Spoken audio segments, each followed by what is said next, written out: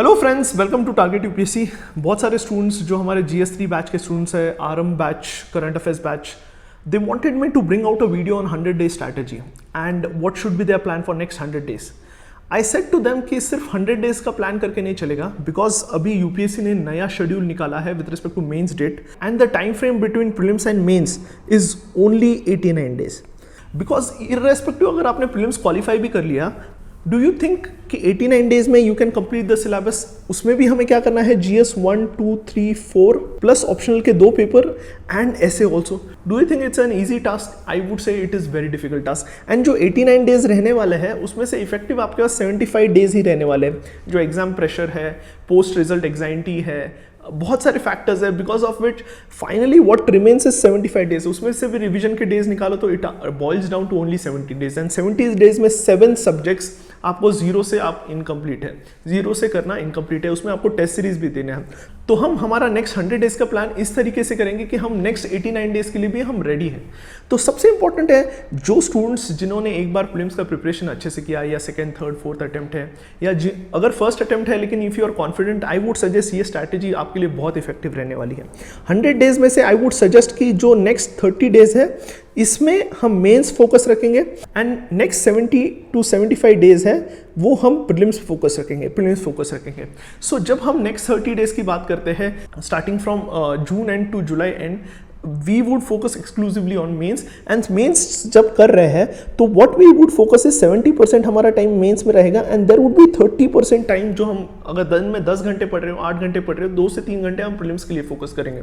तो ये बहुत इंपॉर्टेंट है, ये रेशो मेंटेन करना, क्योंकि प्रीलिम्स उतना ही इंपॉर्टेंट है एज आई सेड, लेकिन मेंस भी मोटिव है, तो दोनों का एक बैलेंस रखना बहुत इंपॉर्टेंट है। तो प्रीलिम्स में हम जुलाई में what you can read is history, you can read is geography. ये 2 सब्जेक्ट आप प्रीलिम्स पर्सपेक्टिव से कंप्लीट कीजिए, क्योंकि ये सब्जेक्ट GS 1 के भी पार्ट है, GS 1 के भी पार्ट है फ्रॉम मेंस। तो ये यहाँ दोनों का कॉम्बिनेशन बेटर है एंड जो 70% है यहाँ ऑप्शनल कर सकते हैं या GS 2, GS 3 कंप्लीट कर सकते हैं। तो ये बहुत इंपॉर्टेंट है।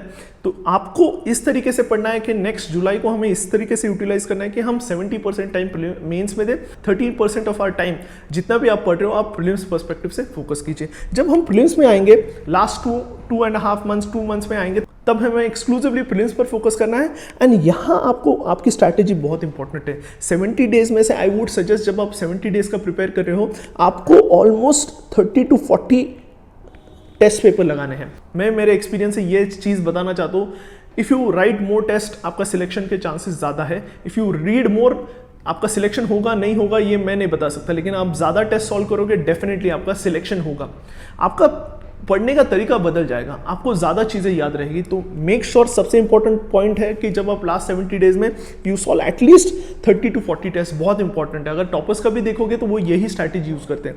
नेक्स्ट इज प्राइमरी सब्जेक्ट्स हमें कंप्लीट करने हैं, तब जैसे इकोनॉमी हो गया, एनवायरनमेंट हो गया, साइंस एंड टेक्नोलॉजी हो गया, हिस्ट्री हो गया, ज्योग्राफी हो गया एंड पॉलिटी।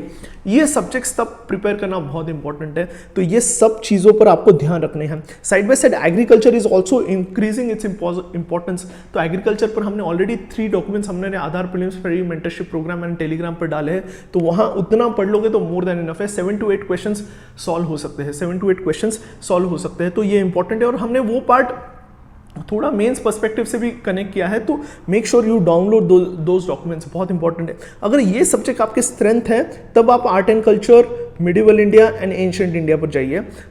उसके अलावा पहले ये कंप्लीट होने तक आपको नहीं जाना है, ये कंप्लीट होने तक आपको नहीं जाना है। नेक्स्ट इंपॉर्टेंट पॉइंट है कि जो CSAT है बहुत इंपॉर्टेंट पार्ट है, do not neglect it. Even engineers who have got good maths, they are facing difficulty in clearing CSAT।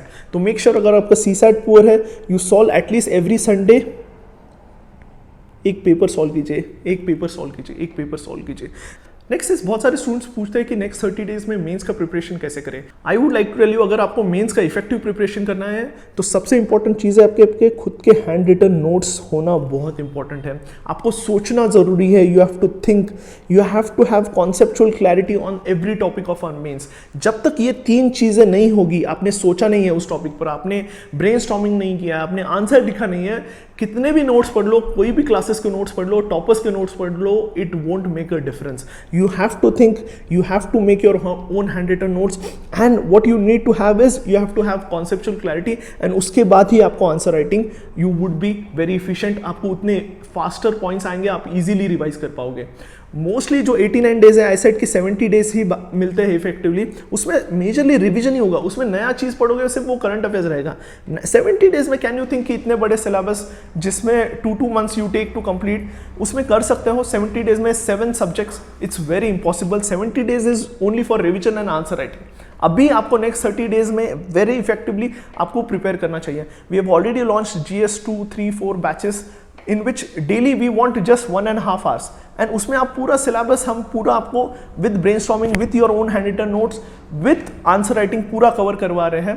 The first lecture is already there, you can see the lecture here in the I section. देखिए, आप analyse कीजिए अगर इस तरीके से आपको पूरे चीज़ों पर फोकस करना है. So make sure you focus next 30 days for your mains, 70 to 75 days prelims के लिए, लेकिन मेंस फोकस रखिए, मेंस फोकस रखिए. जब आप 70 डेज प्रीलिम्स के लिए पढ़ रहे हो तभी भी आपको मेंस फोकस रखना है, क्योंकि फाइनली हमें मेंस इंपॉर्टेंट है.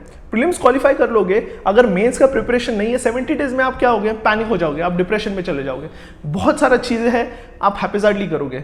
जो स्टूडेंट्स के पास हैंड रिटन नोट्स हैं ऑन एवरी टॉपिक, डेफिनेटली वो क्या करता है और उसने सोचा है, you have to brainstorm on that, वही रिकलेक्ट कर पाओगे. सिर्फ नोट्स पढ़ने से नहीं होगा. किसी के नोट्स पढ़ लिया आपने, आपको लग रहा है कि आप क्वालिफाई कर पाओगे, इट वोंट हेल्प यू. आपको सोचना है, आपको कॉन्सेप्चुअल क्लैरिटी चाहिए, आपको ब्रेनस्टॉर्मिंग चाहिए उस टॉपिक पर, then only it would come in a very effective way. To make sure you follow this strategy, you can go through the first lecture on inclusive growth. I'll give the link in the description box. उस तरीके से पढ़िए. Definitely you would clear this examination. तो आपकी strategy clear है. Primary subjects पर focus करना है प्रीलिम्स में, that is modern history, geography, polity, economy, environment, science and technology. Secondary subjects, जब primary subjects अच्छे हैं वो तब करना है. CSAT पर फोकस करना है. अगर आपका CSAT वीक है, 30 to 40 टेस्ट देना है. अगर ये स्ट्रैटेजी फोकस करोगे for last 70 days and 30 days में आपको एटलीस्ट 2 से 3 सब्जेक्ट्स बहुत अच्छे से प्रिपेयर करना है. Make sure you can also join our GS 2, 3, 4 batches. Next 1 month में will be covering all the 3 subjects in a very effective way, just by giving 1 to 1.5 hours daily. Ask your friends who have join GS 3 batch, उनके reviews देखिए. You would definitely come to know कि किस तरीके से हम cover कर रहे हैं. First lecture is already live. देखिए कि how students are liking it. So make sure you follow this strategy and clear this examination. अगर आपको एग्रीकल्चर पार्ट पर डॉक्यूमेंट चाहिए तो आप टेलीग्राम चैनल ज्वाइन कर सकते हो और फ्री आधार प्रीलिम्स मेंटरशिप प्रोग्राम ज्वाइन कर सकते हो. Thank you.